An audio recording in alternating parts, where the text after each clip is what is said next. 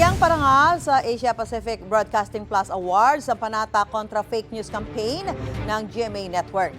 Kinilalang Best Multi-Platform Campaign ang panata kontra fake news na inilunsad sa panguna ng GMA Integrated News, katuwang ang halos 60 grupo mula sa pinakamalalaking media at academic institution sa bansa. Kampanya ito para labanan ang maling impormasyon. Kabilang ito sa fact-checking initiatives at ang GMA Masterclass Election 2025, Dapat Totoo series na nilahukan ng mahigit 12,000 estudyante sa Luzon, Visayas at Mindanao. Parte rin ng advokasya ang mga komprehensibong special report, interactive multimedia content at ibang content sa TV at digital platforms. Naabot ng kampanya ang mga manonood at netizens para tulungan silang hindi mabiktima ng fake news.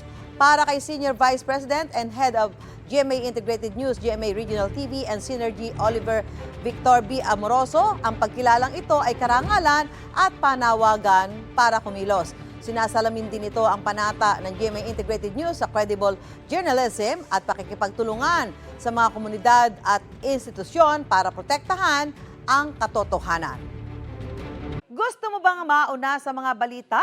Mag-subscribe na sa GMA Integrated News sa YouTube at tumutok sa unang balita.